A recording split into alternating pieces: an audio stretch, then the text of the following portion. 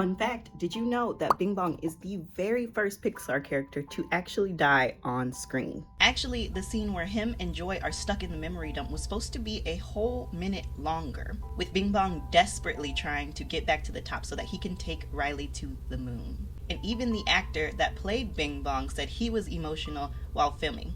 And that makes me feel like this character has a special significance that we just can't overlook. At first I was stumped, kind of like how I was with the rabbits in Jordan Peele's Us. Something about those rabbits did not sit right with me. But the more I worked on this project, the more significant Bing Bong's character became. And ultimately, that made his final scene that much more heart-wrenching. At first, I saw Bing Bong as just an extra character. Like, he didn't really mean much to Riley, so it was easy to kill him off. I felt like that made his presence in the movie not as significant. And this might be so random, but as I was working on this project, I had the weirdest dream. I was in this house, and I was just told that I need to leave now. And for some reason, my first instinct was to just go to the closet and grab all the clothes I could. And while I was pulling clothes out of the closet, I heard a distinct voice say, "You can't take that with you." Then when I woke up in the morning, that dream really sat with me. It made me realize that sometimes the things that we release are just as significant as the things that remain. And that Bing Bong's final sacrifice has to represent Riley shedding something significant to her at one point in time, but it no longer serves her now. Hello. A few years ago when I first saw the movie, I really didn't think of Bing Bong much. I was just kind of like, oh man, that's sad. Are they trying to comment on how we lose our imagination as we grow older? And to me, that was mostly because all of the destruction of Imagination Land going on in the background. And even that almost broke me because I was like, man, we really don't imagine much as we get older, do we? Like when we're young, our imagination evolves, like Riley's does when she starts imagining boyfriends instead of cotton candy dolphins. Who the heck is that? Imaginary boyfriend. I would die for Riley. Oh, I've never seen him before. I live in Canada. Anyway. But at some point, do we ultimately stop imagining? And then while searching for clips to use in the original video, I noticed that a lot of people related to Bing Bong as a representation of the shedding of their childhood. Like that moment where you release being a child and become a teen that's preparing you for adulthood, which is also valid. Another idea that crossed my mind was that Bing Bong represents the naivety that you have before you have much life experience. Or the idea that Bing Bong is the innocence that all children have innately, with Bing Bong having so much pure intention to help Riley.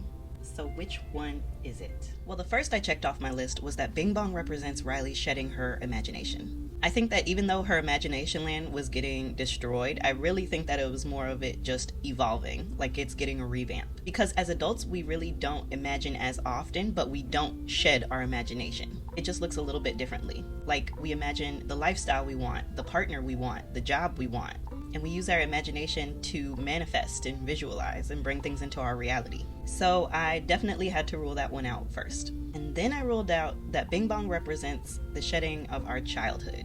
Because in a way, yes, but that was too surface level for me. I felt like we could go deeper. Because childhood has such a wide range of things that accompany it, and our inner child is always there, whether we're in touch with it or not. And so then I was left with naivety and innocence, which are similar but not interchangeable. And if we're deciding between those two, I think the answer lies here. No, but Joy, this is abstract thought. What are you talking about? I go in here all the time. It's a shortcut, you see? D-A-N-G-E-R, shortcut. I'll prove it to you. Go there! Won't that be fun? Come on, let's go to the train station! I'm sorry they took your rocket. They took something that you loved. It's gone. Forever. Sadness. And here. I don't like it here. It's where they keep Riley's darkest fears. Bing Bong! Sure. There you are. Those three scenes make me lean towards Bing Bong representing how as our ego evolves and we go through the death and rebirth cycle, how we shed our naivety. In the first scene, we can tell that Bing Bong has a very naive nature. He takes joy and sadness through the abstract thought, even though sadness says they probably shouldn't. And as a result, they get themselves into a tough spot to get out of.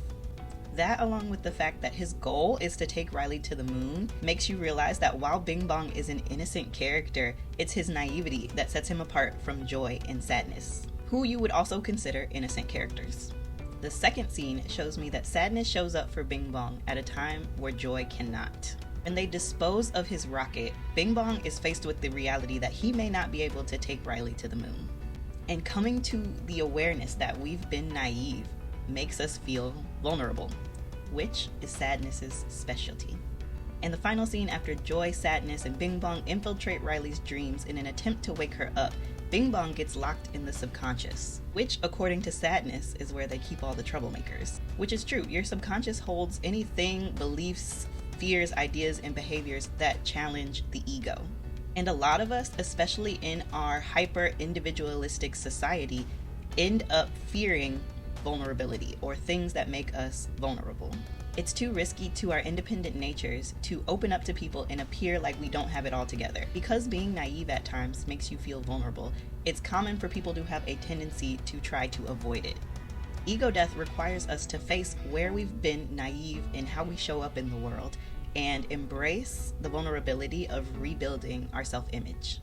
And throughout the dark night of the soul, we shed the naivety that once kept life simple, but we trade it in so that we are able to meet our true essence, our soul.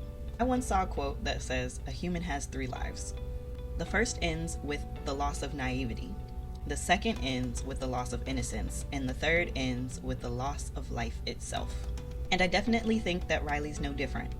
By the way, if you feel like you're struggling with fear and anxiety, you should check out my blog post. It's got information there that will help you to start healing your anxiety instead of just managing it.